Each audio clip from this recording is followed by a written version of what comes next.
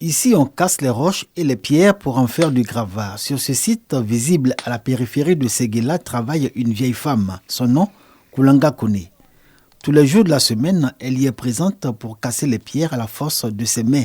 À 70 ans, c'est une activité que la vieille Koulanga continue de mener avec ferveur et enthousiasme. Je fais ce travail depuis des années.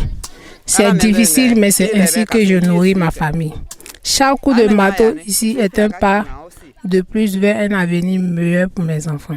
Plus de 10 ans que cette septuagénaire exerce le métier de concasseuse pour assurer l'avenir de sa progéniture, mais également sa propre réalisation.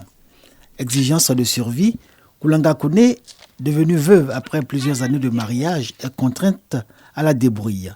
Quelques petits boulots ici et là, avant de trouver son salut dans les roches et les pierres. Quoique ces derniers temps, l'activité de concassage manuel souffre de la concurrence des carrières en pleine expansion à Séguéla.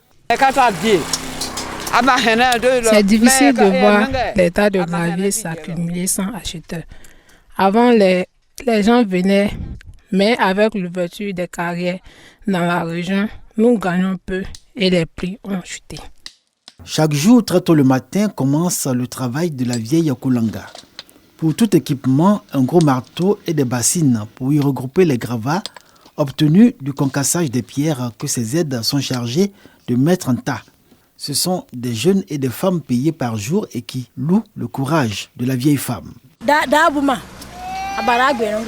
Nous venons souvent aider la vieille. C'est un travail dur, mais nous sommes solidaires. Avant, le tas de gravier se vendait entre 25 et 30 000 francs CFA.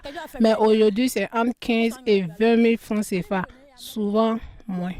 Quand ils ne sont pas à l'école, les fils et petits-fils viennent apporter un coup de main à leur mère et grand-mère, exposés aux intempéries et à d'éventuels accidents du fait de la précarité des équipements qu'elle utilise. Il n'y a pas de travail. On ne peut pas rester à la maison comme ça. Donc, je suis obligé de venir les aider aux champs pour casser les graviers là, pour qu'on puisse manger un peu. Elle me donne jetons pour aller à ça à l'école les lundis. Tout Séguéla respecte Koulanga Kone et ne cache pas son admiration pour cette septuagénaire, symbole de courage et de résilience.